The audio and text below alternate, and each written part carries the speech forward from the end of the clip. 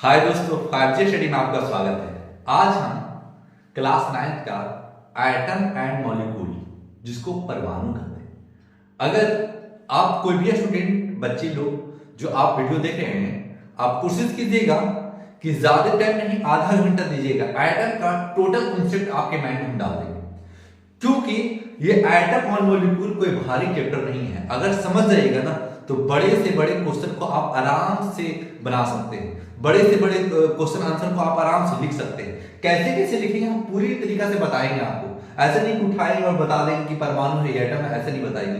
पूरा कॉन्सेप्ट के साथ बताएंगे और आप इस वीडियो को बढ़िया तरीका से पेन और पेपर लेके बैठे और वीडियो और मोबाइल को सामने रखें और बेहतर ढंग से आप कोशिश करेंगे कि आप इधर उधर ध्यान ना भटकाएं।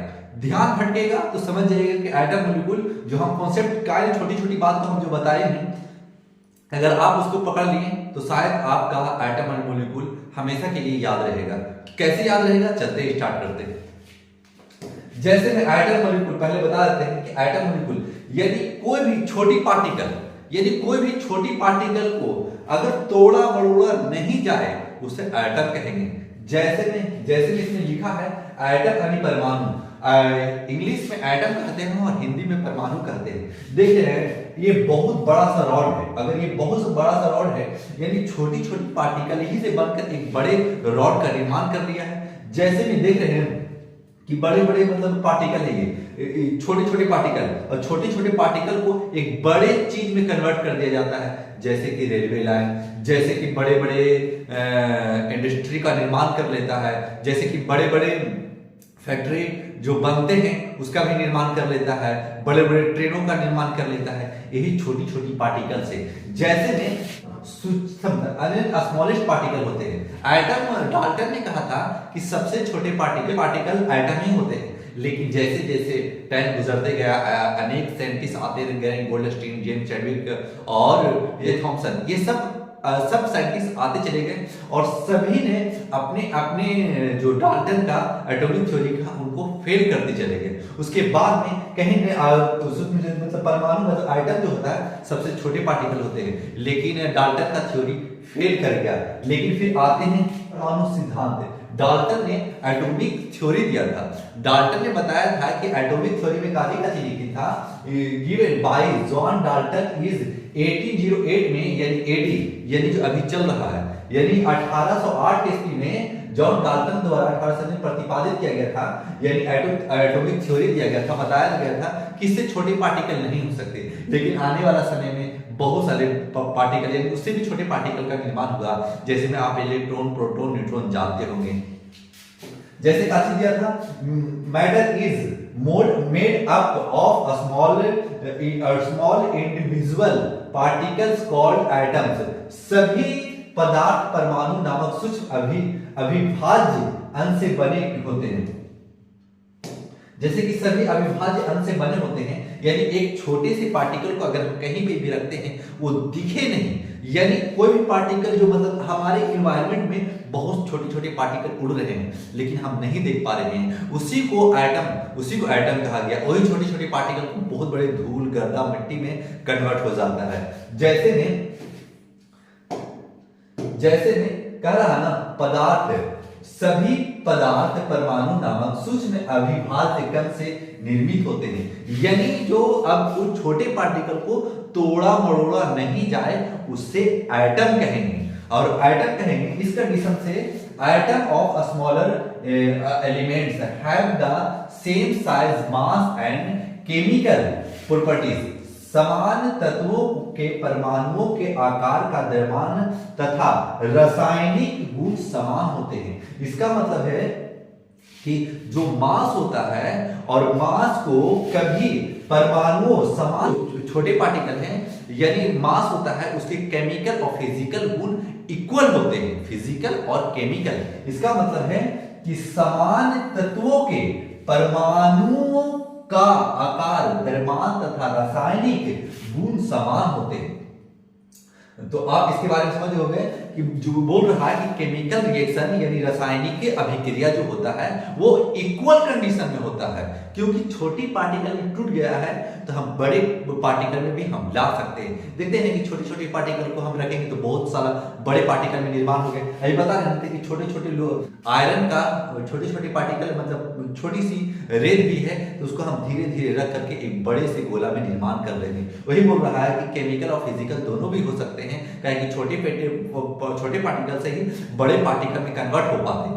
अब क्या हो रहा है ना, अब देखिएगा, अब बता रहा है कि डिस्कवरी ऑफ सब एटॉमिक पार्टिकल, डिस्कवरी ऑफ सब एटॉमिक पार्टिकल जो मतलब जो सबसे छोटे पार्टिकल को खोज किया गया था उसका नाम था परमाणु। अपने से सभी से ज्यादा छोटे कणों से मिलकर बने होते हैं जिन्हें इलेक्ट्रॉन, प्रोटॉन, न्यूट्रॉन कहा जाता है। जैसे कि आप उनसे इलेक्ट्रॉन, प्रोटॉन और न्यूट्रॉन। इसका मतलब है कि प्रोटॉन में पॉजिटिव होता है, प्रोटॉन में पॉजिटिव चार्ज होता है और इलेक्ट्रॉन में नेगेटिव चार्ज होता है और न्यूट्रॉन में नो चार्ज होता है। देखिए आराम से आप इसको ट्रिक से याद कर सकते हैं। जैसे इलेक्ट्रॉन नेगेटिव, प्रोटॉन पॉजिटिव और न्यूट्रॉन नो चार्ज। इसका मतलब है कि न्यूट्रॉन में कोई चार्ज नहीं होते हैं। प्रोटॉन और न्यूट्रॉन, और प्रोटॉन न्यूट्रॉन न्यूक्लियस में मौजूद रहते हैं यानी नाभिक में मौजूद रहते हैं। इसका मतलब है electron negative charge, proton positive charge, neutron no charge. आप इसमें कन्वर्ट कर सकते हैं। जैसे कि पार्टिकल इलेक्ट्रॉन, प्रोटॉन, न्यूट्रॉन, ये तीन चीज हुआ। ये तीनों चीज से जो दुनिया में जितने भी ब्रह्मांड है उस छोटी छोटी पार्टिकल से ही बने हुए होते हैं। जैसे में डिस्कवरी किसने किया था, खोज किसने की थी, तो इलेक्ट्रॉन का खोज जे थॉमसन ने किया था। कब किया था, 1869 में किया था। जे थॉमसन ने इलेक्ट्रॉन की खोज किया था और कब किए थे, 1869 ईस्वी में यानी 1869 में खोज करी था। और प्रोटॉन का खोज गोल्डस्टीन ने 1886 ईस्वी में करी था और चैडविक ने 1932 ईस्वी में न्यूट्रॉन की खोज की। कुछ ना कुछ समझ में आ रहा होगा। अगर मतलब आपका बेसिक हल्का भी होगा तो पूरा समझ में आ रहा होगा, लेकिन आप कभी नहीं पढ़े होंगे। अगर आप पहली बार में पढ़ रहे होंगे तो जरूर आपको 50 से 60% आ रहा होगा। एक बार दो बार वीडियो देख लीजिएगा ना तो पक्का बोलते हैं कि आप भी कहीं पर भी बैठ जाइएगा ना तो एटॉमिक स्ट्रक्चर को आप बता सकते हैं, स्मॉल पार्टिकल को बता सकते हैं, डाल्टन के थ्योरी को आप समझा सकते हैं, बशर्ते आप बैठे रहिए। अगर बैठे रहिएगा और पेन कॉपी चलाते रहिएगा ना, ये सब पार्टिकल लिखिए, आप इसको लिखिएगा ना और डायरेक्ट स्कूल में बताइएगा ना तो सर भी चकरा जाएंगे कि आप इतना कैसे याद किए हुए। तो आप इस तरीके से डिनोट करते चलिए और डिनोट करते के साथ भी आप लाइक और सब्सक्राइब भी कीजिएगा ताकि हम हर एपिसोड आप जब भी लाएंगे ना तो आपके पास पहुंच जाएगा। ना आपका कोई इसमें खर्च होता है, नो मतलब आपका चार्ज और आपका एमबी खाता है और इसमें कोई आपका खर्च नहीं होता है कि सब्सक्राइब करेंगे तो मेरा बहुत बड़ा भला होगा, ऐसा कुछ नहीं होगा। सब्सक्राइब कीजिएगा। अगर हम हर वीडियो लाते रहेंगे ना तो आपके पास बेल आइकन दबाइएगा तो आपके पास जैसे ही हम कोई वीडियो आपको बनाकर डालेंगे तो आपके पास पहुंच जाएगा डायरेक्ट, ताकि आप देख करके अपने प्रिपरेशन अच्छा कर सकें। चार्ज का नेचर निगेटिव भी हो सकता है। निगेटिव यानी इलेक्ट्रॉन का निगेटिव चार्ज होता है, इलेक्ट्रॉन का निगेटिव चार्ज होता है, प्रोटॉन का पॉजिटिव चार्ज होता है और न्यूट्रॉन का नो चार्ज यानी उदासीन यानी न्यूट्रल रहते हैं। आप इसको कैसे करें, अमाउंट ऑफ चार्ज।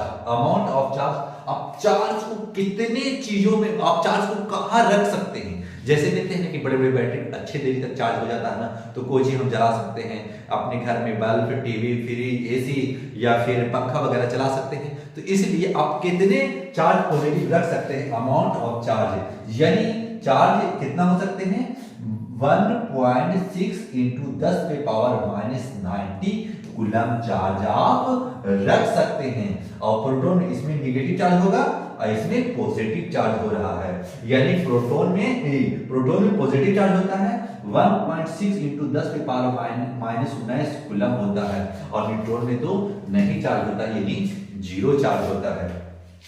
मास द्रव्यमान इसका कितना होता है, इसका द्रव्यमान इंटू 10 पे पावर -31 केजी केजी। अब देखिएगा प्रोटॉन जो है और न्यूट्रॉन, ये दोनों को देखिएगा, इसको और इसको, ये दोनों में कन्वर्ट करके इसको देखिएगा कि अगर ये दोनों से ये हम छोटा है कि बड़ा है। देखिए जिसपे जितना निगेटिव चार्ज होता है ना वही सबसे छोटा होता है। इसका मतलब इसके पावर -31 केजी है, यानी बहुत छोटे पार्टिकल में कन्वर्ट हो रहे हैं, छोटे पार्टिकल में।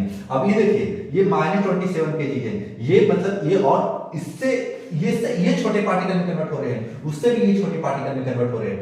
यानी जो एटम है कितने छोटे पार्टिकल में, प्रोटॉन न्यूट्रॉन में टूट सकते हैं, वही कहा गया एटॉमिक थ्योरी ने दी। कब का फाउंडेशन करी और कब पार्टिकल में छोटे छोटे टुकड़ों में कन्वर्ट हो गया, उसे ही एटम कहा गया। उसे मतलब जो छोटे छोटे पार्टिकल में टूट जाए उसे एटम कहा जाता है। डायरेक्ट आप याद रख सकते हैं इसको। स्ट्रक्चर क्या होता है, एटॉमिक स्ट्रक्चर। आप बढ़िया तरीका से लिख रहे होंगे, आप नोट्स बना रहे होंगे ना, तो आपको ये बेहतर तरीका से आप आने वाले समय में आप बहुत अच्छा कर सकते हैं, क्योंकि यही सब आगे कंपटीशन में आप फेस कीजिएगा। कोई अच्छे कॉलेज में एडमिशन लेना चाहेंगे तब उसमें फेस कीजिएगा, क्योंकि आप यही से इसी एग्जाम से आप गुजरना पड़ता है 9, 10th। फिर आप टेस्ट दीजिएगा, कहीं कोई यूनिवर्सिटी का फॉर्म भरिएगा, उस यूनिवर्सिटी से निकालिएगा तो आपकी जिंदगी सफल हो पाएगी। कारण कौन चीज है, आपको समझाने वाला बढ़िया होना चाहिए। आपको देख रहे हैं पूरी तरीका से मैपिंग बंद कर लाए हैं कि आपको मैप से आपको हम समझा सके। जैसे में एटॉमिक स्ट्रक्चर होता है कौन चीज, जैसे में जो एटम है उसको स्ट्रक्चर में कितने कैसे तोड़ सकते हैं, उसी को कहते हैं एटॉमिक स्ट्रक्चर। जैसे में सोडियम देख लीजिए, यानी ये सोडियम सोडियम, इस पे पॉजिटिव चार्ज रहता है, यानी मेटल है, हर मेटल पॉजिटिव चार्ज ही का निर्माण करते हैं, क्योंकि जो मेटल होते हैं अपने इलेक्ट्रॉन को डोनेट कर देते हैं। जैसे में आप सुने होंगे KLMN, इस तरीका से और एक तो बढ़ेगा इस तरीका से KLMN।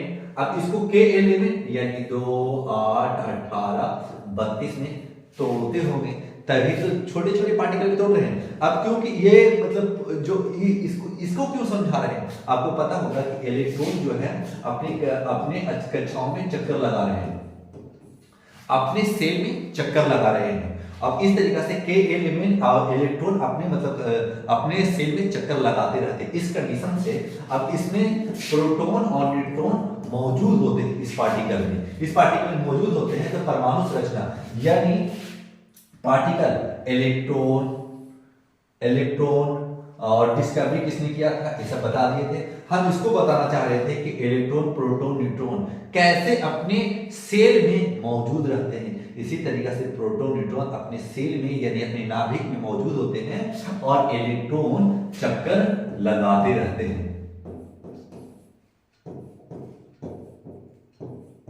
इलेक्ट्रॉन अपने सेल में चक्कर इसी तरीके से लगाते रहते हैं। अब इस तरीके से सोडियम में देखिए एक इलेक्ट्रॉन चाहेगा ना कि कोई हमसे ले ले।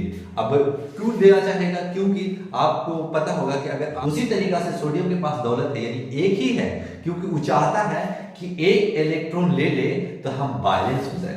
बैलेंस कहने का मतलब है 281 होता है, तो ये चाहता है कि एक इलेक्ट्रॉन कोई ले लेता है तो अपने स्ट्रक्चर को पूरा कर पाता है। इसे ही एटॉमिक स्ट्रक्चर कहते हैं। अब इस रिप्रेजेंटेशन ऑफ एलिमेंट, रिप्रेजेंटेशन करने का मतलब है जो प्रेजेंट करते हैं किसको, जैसे कि हम कोई भी एलिमेंट उठा लेते हैं और कोई भी एलिमेंट, जैसे में देखिएगा आप एक्स, हम कोई सिंबल ले लिया, जैसे में एक्स हम सिंबल ले लिया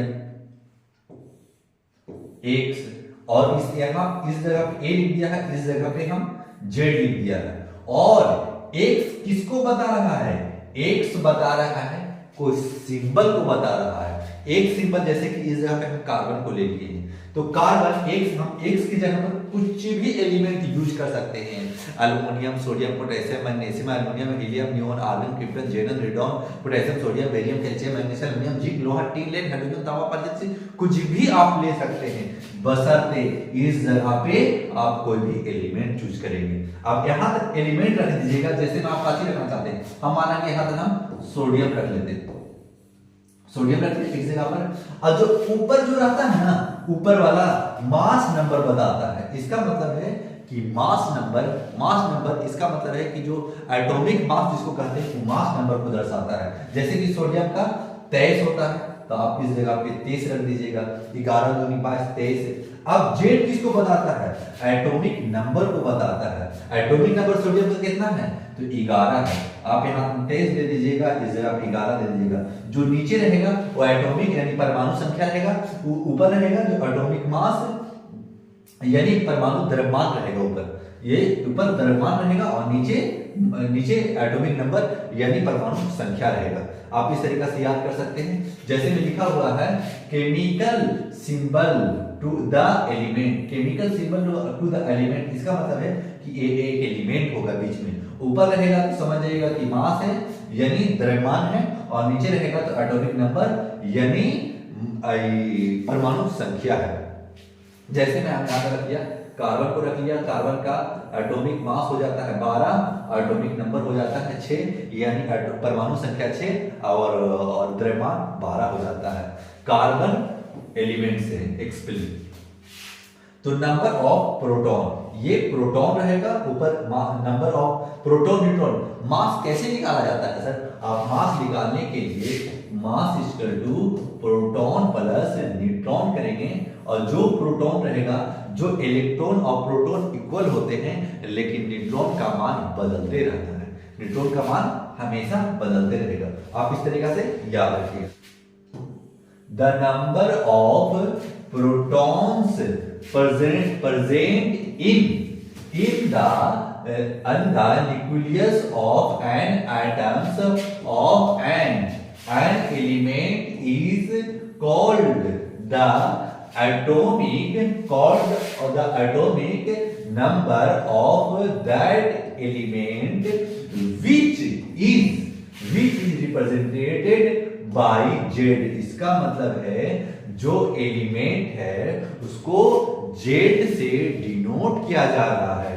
We know that neutral atom has the same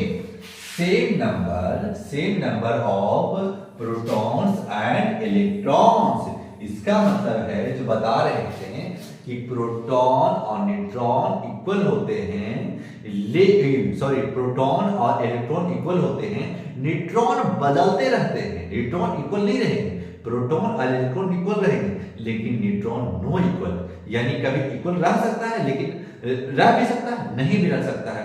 उसमें दो चीज काम करता है, कभी ज्यादा कम कभी नहीं होगा न्यूट्रॉन कभी ज्यादा हो जाएगा या प्रोटॉन के बराबर होगा, इससे कमी कभी नहीं होगा न्यूट्रॉन में। तो याद रखिएगा कि प्रोटॉन और इलेक्ट्रॉन इक्वल एटॉमिक नंबर रखते हैं, लेकिन न्यूट्रॉन अपना स्ट्रक्चर को चेंज करने के कारण अपना नंबर बदलते रहते हैं।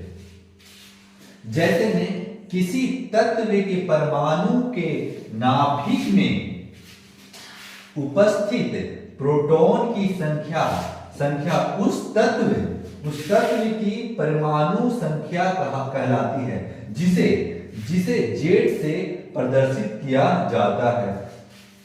इसका मतलब है जिसे जेड से प्रदर्शित किया जाता है, इसका मतलब है कि उपस्थित प्रोटॉन संख्या उस तत्व की परमाणु संख्या कहलाती है, जिसे जेड से डिनोट किया जाता है।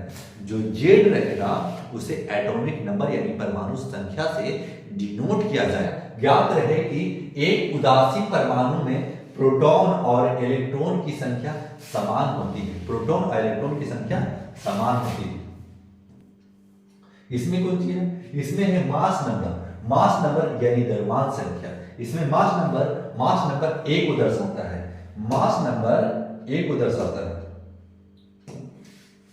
आप समझ जाइएगा कि जैसे ही मास नंबर आ जाएगा तो आप समझ जाइएगा कि ए को दर्शा रहा है। मास किसको कहते हैं?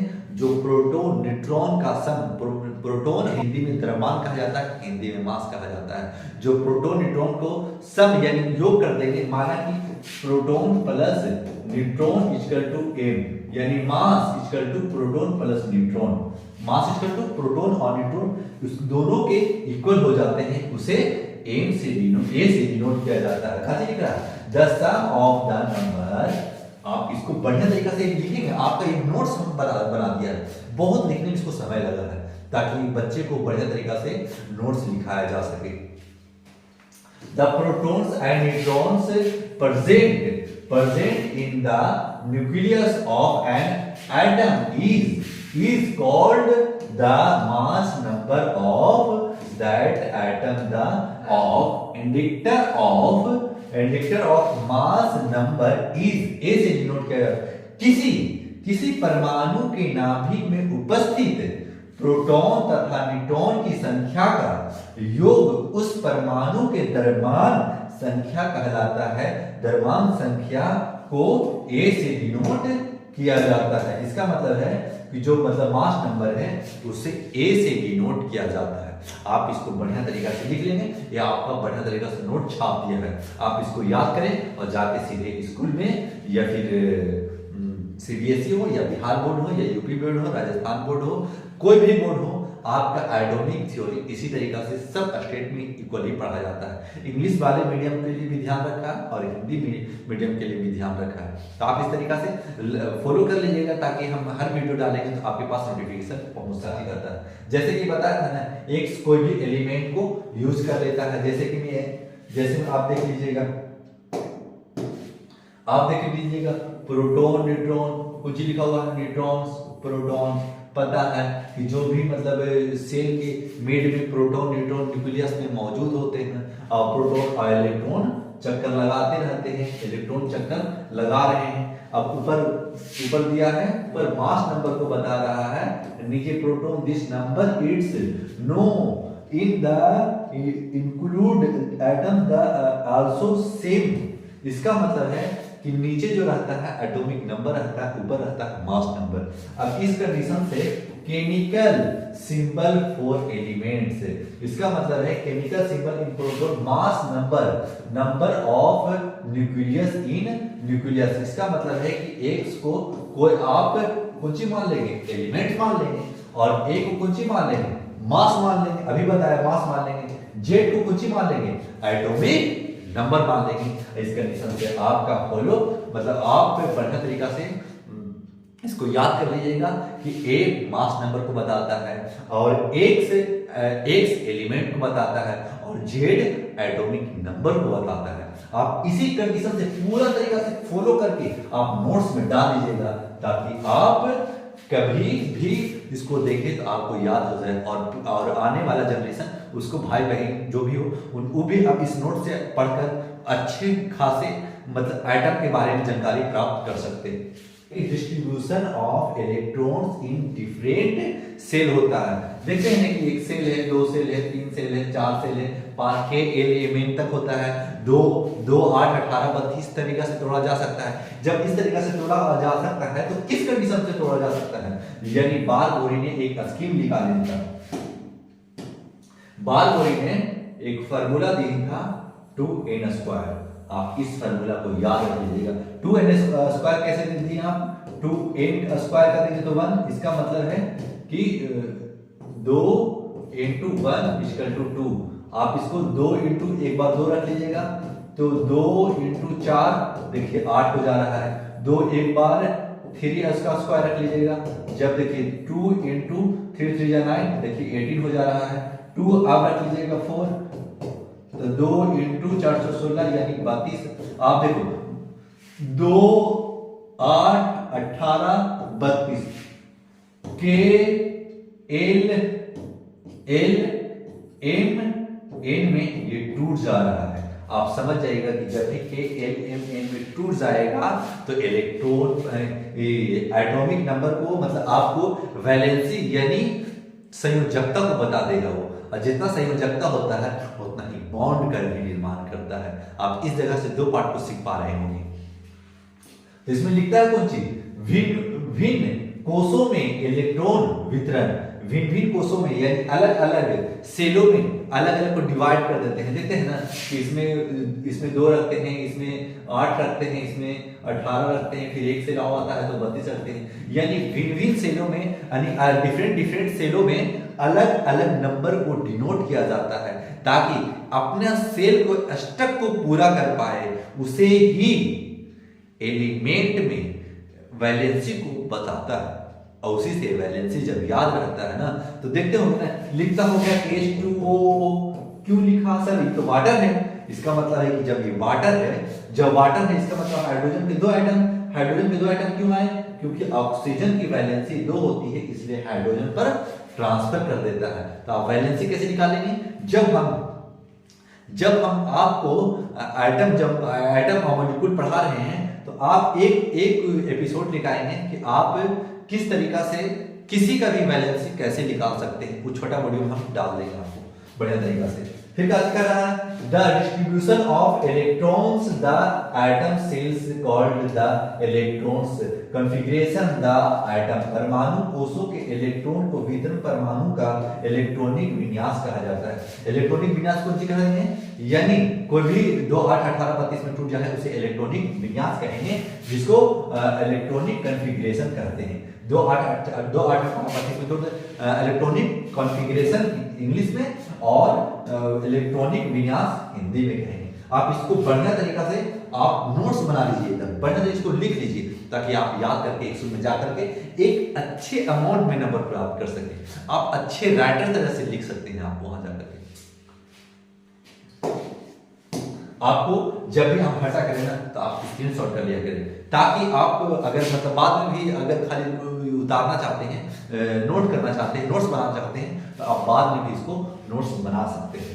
चलते हैं अब। क्या मतलब है, बारबोरी ने जो स्कीम दिया था 1921 ईस्वी में, जो add S in the distribution, इसका मतलब है कि जो इसका फाउंडेशन का इसका 2 इन स्क्वायर जो फार्मूला दिया था वो बारबोरी कब दिया था, तो 1921 में दिया था। 1921 में लिखा हुआ है बोरबोरी योजना 1921 ईस्वी में नील्स बोर और चार्ल्स रुजले बरी के द्वारा इलेक्ट्रॉन्स वितरण योजना के रूप में प्रस्तुत की गई थी।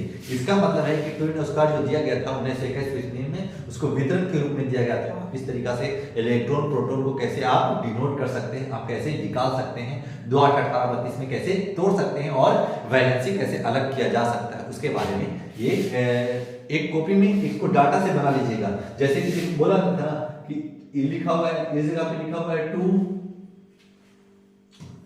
2 8 18 32 कुछ लिखा हुआ है। न्यूक्लियस 1 में है, ये 1 का पार्ट है, ये 1 लिखा हुआ है।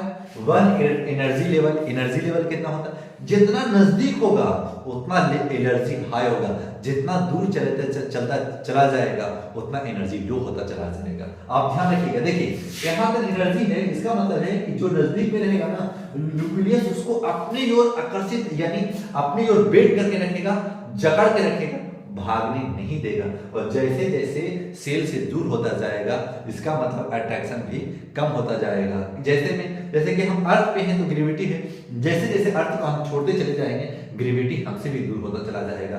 जब हम स्पेस में चले जाएंगे ना हमारी ग्रेविटी काम करती है, हम देखते हैं कि स्पेस में से झूलते रहते हैं। इसी कंडीशन से यहाँ भी झूल सकते हैं। जैसे कि हीलियम का 2 है, नियॉन 2 8 में टूटा है, आर्गन 2 8 8 में टूटा।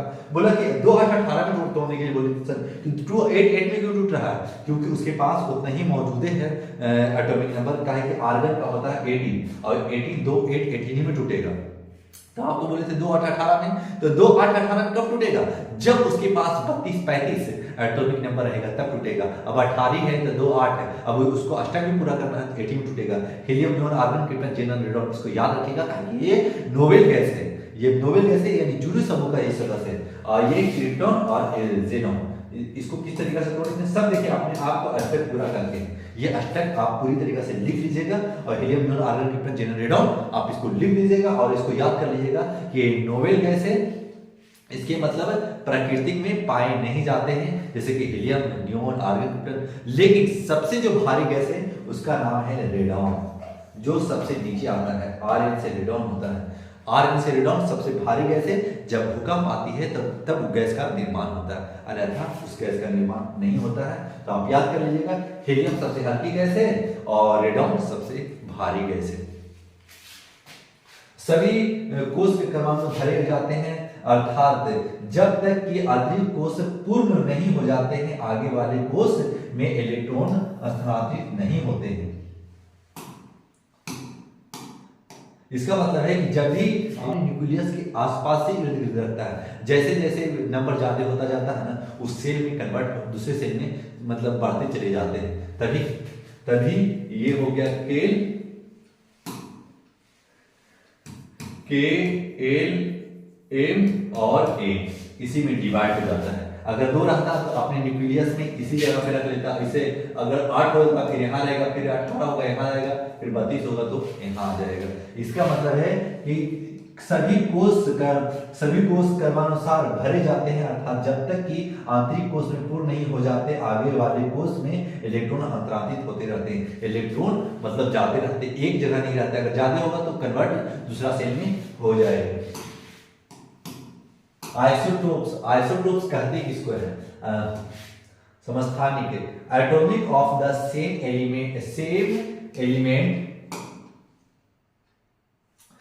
element that have the same number of protons, electrons, but different number of neutrons are called isotope। एक ही तत्व के ऐसे परमाणु जिनमें प्रोटॉन इलेक्ट्रॉन की संख्या समान होती है, न्यूट्रॉन संख्या अलग अलग होती है, समस्थानिक कहलाते हैं।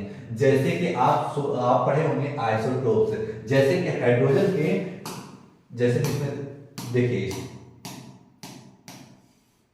जैसे आइसोटोप कहते हैं किसको, देखो इसमें आइसोटोप्स हाइड्रोजन होते हैं, प्रोटियम, ड्यूटेरियम और ट्रिटियम। इसका मतलब है हाइड्रोजन के एटॉमिक नंबर तो एक होते हैं लेकिन एटॉमिक मास अलग अलग होते हैं, परमाणु द्रव्यमान अलग अलग होते हैं। परमाणु संख्या एक होते हैं लेकिन परमाणु द्रव्यमान अलग अलग होते हैं। इसका मतलब है atomic number same, atomic number same, atomic mass different, atomic mass different लेकिन एटॉमिक नंबर एक। देखिएगा सबका एटॉमिक नंबर नीचे रहते हैं, एक एक एक, लेकिन एटॉमिक मास यानी द्रव्यमान अलग अलग होते हैं, द्रव्यमान अलग अलग होते हैं, जिसको प्रोटियम, ड्यूटेरियम और ट्रिटियम से इसको डिनोट किया जाता है। आप इसको बढ़िया तरीका से याद करेंगे। इसको कैसे याद करेंगे, एक पूरी तरीका से आप इसको लिख लेंगे। आप आइसोटोप को कैसे कन्वर्ट कर सकते हैं, जैसे लिखेंगे हाइड्रोजन के संभाविक रूप से पाए जाने वाले 3 आइसोटोप, हाइड्रोजन एक ही है, एलिमेंट एक ही है, लेकिन एटॉमिक नंबर भी एक ही, लेकिन एटॉमिक मास अनइक्वल हो रहा है, किसी में 1, किसी में 2, किसी में 3, लेकिन एलिमेंट्स तो एक ही है ना। इसी तरीका से ये अलग अलग कन्वर्ट हो रहे हैं। अब लिखेंगे आइसोबार। आइसोबार किसको बोलेंगे, इसमें देखिएगा आइसोटोप तो बता दिए, आइसोटोप एलिमेंट से एटॉमिक नंबर इक्वल, मास यानी द्रव्यमान अलग अलग हो, उसे आइसोटोप कहेंगे। अब यहां का जी बता रहे हैं आइसोबार यानी आइसोबार किसको, जिसको संभारिक बोलते हैं, संभारिक जिसको बोल रहे हैं उसको कौन सी कहेंगे, आर्गन, पोटेशियम, कैल्शियम, यानी एलिमेंट अलग अलग हो। ध्यान रखिएगा, उसमें एलिमेंट एक ही था, इसमें एलिमेंट अलग अलग हो। इसका मतलब है कि सिंबल अलग अलग हो। अब सिंबल अलग अलग हो तो इसका मतलब देखिएगा यहाँ, इसका मतलब है आर्गन का 18 होता है और पोटेशियम का एटॉमिक नंबर 19 होता है और कैल्शियम का एटॉमिक नंबर 20 होता है, यानी परमाणु संख्या अलग अलग है। यानी एटॉमिक नंबर अलग अलग है लेकिन हर का मास इक्वल में आ रहे हैं। देखिए यहाँ भी 40 है, यहाँ भी 40 है, यहाँ भी 40 है, लेकिन एटॉमिक नंबर इक्वल नहीं है। इसको आप बढ़िया तरीका से डिनोट कीजिएगा। आप किसी से भी पूछिएगा तो शायद 100 में एक आध बच्चा बता सके तो ना कर सके, लेकिन ये जल्दी कोई नहीं बताता है। तो आप याद रखिएगा कि आइसोटोप उसको बोलेंगे जो element same, atomic number equal लेकिन मास अलग अलग। अब इसमें क्या चीज आप देंगे, एलिमेंट डिफरेंट लेकिन एटॉमिक नंबर भी डिफरेंट लेकिन एटॉमिक मास इक्वल, उसे आइसोबार कहा जाएगा, जिसे समभारी भी कहा जाता है हिंदी में। अब कुछ लिखेंगे इसको आप बढ़िया तरीका से इसको आप नोट्स बनाइएगा, आप इसको नोट्स बनाइएगा और कॉपी में बढ़िया तरीके से इसी से आप छाप लीजिएगा। Atomic naturally different element how mass number is the same but atomic number Z, यानी एटॉमिक नंबर जेड से डिनोट करते थे, जेड नीचे रहता था। जैसे कि हम सोडियम को ले लेते थे जेड और यहाँ ए बताता था एटॉमिक मास को। आर डिफरेंट कॉल्ड आइसोबार्स, परस्पर भिन्न तत्वों के परमाणु जिनकी द्रव्यमान संख्या ए, यानी जिसके द्रव्यमान संख्या, जिसको मास नंबर बोलते हैं, परमाणु संख्या भिन्न यानी परमाणु संख्या यानी जेड से डिनोट भिन्न होते हैं, उसे समभारिक कहलाते हैं, उसे समभारिक कहा जाता है। इसमें लिखा हुआ है परस्पर भिन्न तत्वों के ऐसे परमाणु जिनकी परमाणु संख्या ए और द्रव्यमान संख्या द्रव्यमान संख्या जेड भिन्न किंतु न्यूट्रॉन की संख्या समान होती है, समन्यूट्रॉनिक कहलाते हैं। इसका मतलब है कि परस्पर भिन्न तत्वों के परमाणु जिनकी परमाणु संख्या ए, जो एटॉमिक नंबर ए से डिनोट किया जाता है, और द्रव्यमान संख्या जेड यानी द्रव्यमान संख्या बदलता रहे लेकिन परमाणु संख्या को इक्वल ही है। आप इसको याद को बढ़िया तरीका से इसको बढ़िया तरीके से उतार लीजिएगा। जैसे भी लिखा हुआ है ना, आइसोटोन कौन सी है, जो परस्पर भिन्न तत्वों के ऐसे परमाणु जिनकी परमाणु संख्या और ए द्रव्यमान संख्या भिन्न होती है, वही है। लेकिन आप इसमें एक्स और वाई को समझिएगा, जैसे कि सेम न्यूट्रॉन जेड, जिस तरीका से हम लिखाए थे एक्स, आप इसको बढ़िया तरीके से लिख लीजिएगा। ऊपर ए और नीचे जेड से डिनोट किया जाता है। ए द्रव्यमान संख्या जेड वही है और इसमें कोई ना प्रोटॉन और न्यूट्रॉन मौजूद हो रहते हैं। न्यूक्लियस है, ये न्यूक्लियस है और इसमें प्रोटॉन और न्यूट्रॉन मौजूद रहते हैं। अब इसी तरीके से टूट के पूरी तरीके से अलग अलग स्ट्रक्चरों का निर्माण हो जाता है। अगर ये वीडियो बढ़िया तरीके से समझा पाने में सक्षम हो रहे होंगे ना, तो लाइक सब्सक्राइब कीजिएगा। Thanks for watching.